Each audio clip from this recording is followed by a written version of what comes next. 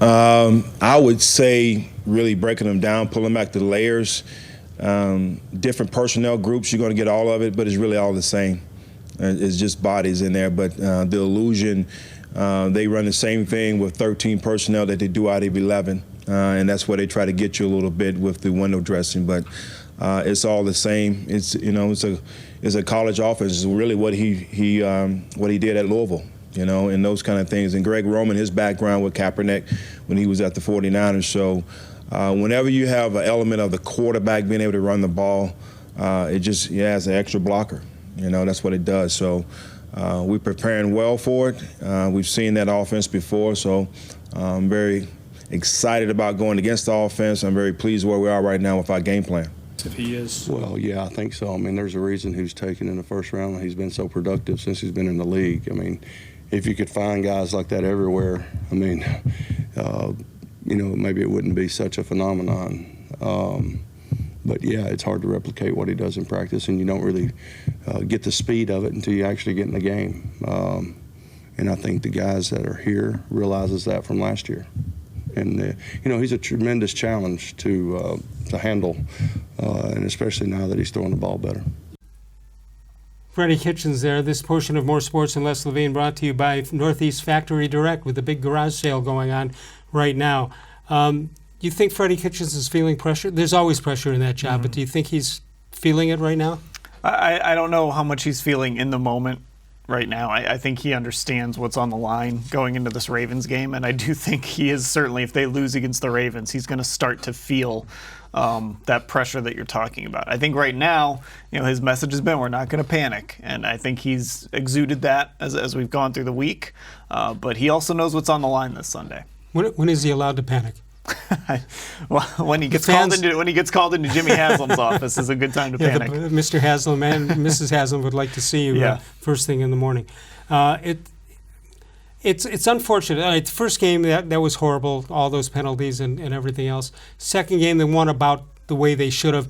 Third game, it's concerning that they were in position to win, even though, listen, Los Angeles is a Super Bowl team. They're terrific, but you had them at home and you had them at the ball at the 9-yard or 4-yard line, and you got to put that game away. I think that's the most disappointing thing. I think some fans came away feeling like, hey, you lost by 7 to the defending NFC champ. No, that's not good enough. But to me, I'm watching that game and I'm thinking, they've got chance after chance to win this game. And like you mentioned, they got down to the 4-yard line with 4 chances to try and tie it, or even maybe win it on a 2-point try, and they couldn't take advantage. I want to ask you about that, but they had the perfect setup. They had the full complement of timeouts. They had the ball at the 4-yard, first and goal at the 4.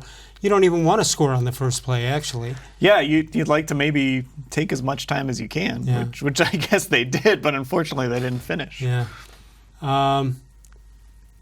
You had mentioned going for 2. Would you have gone for 2?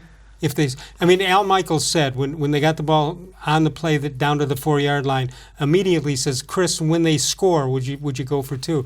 Yeah. Collinsworth said, no. My theory is that if your team is not as good as the other, and I don't think Cleveland is as good as L.A. right now, that I think because if they get the ball first, they're going to win. I think that factors into it. So I would have gone for it because I don't know that they could have had a sustained drive. I'd love to disagree with you, but I can't. I would have too. That of course, Rams you can defense, get yourself fired for it. But that Rams defense is so good. Yeah. Even if you start with the ball, maybe the best you're going to do is kick a field goal, and then if the Rams get the ball and a chance to win. I always like the idea of if you've got the ball at the 2-yard line and the game is in your hands, you either score and win or you don't and lose. You got to have a play that goes 2 yards, right? Yeah, well, you would think that, but we saw what happened inside at the 4. Wouldn't you think that every coach has one play in mind that if it ever comes down to winning the game?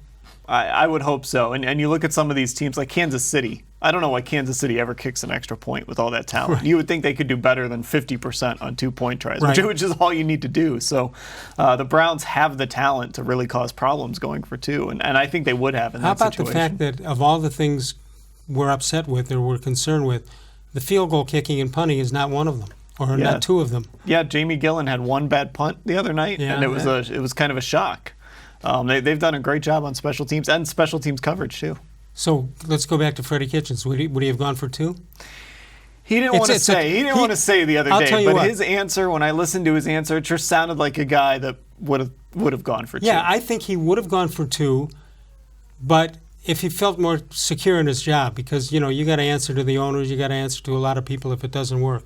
Yeah, I mean, he's been surprisingly conservative, I've thought, Yeah. when it's come to maybe going for it and going for 2 points. But Right. I think in that situation, and again, he really danced around it. He didn't want to say the other day, but it really sounded like a guy that would have seriously considered going for 2. The last week of training camp, I had him on radio, and and he had said something about a player has to prove themselves by doing such and such. And I said, you're a new head coach. Do you have to prove yourself to your team? And he said, oh, absolutely not. I'm very confident in my situation here. But you know what? The players watch. The players listen. If they lose confidence in the coach, that can't be a good thing. Yeah, I mean, players know. And the reality is, it's sometimes a lot easier to fire a coach than it is to get rid sure. of a player. Yeah, but I can't believe they especially fire. at the top of a roster. I can't believe that Jimmy Haslam would fire him this year. It would have to be a disaster. I mean, it would have to reach not just a disaster record-wise, but they would epic have to look proportions. inside that building and just see everything be a mess. That would. I mean, That's to think what Hugh it would Jackson lasted 2 years and maybe and Freddie survived Wilks 0-16. survived somehow. 0-16. It doesn't get worse than that.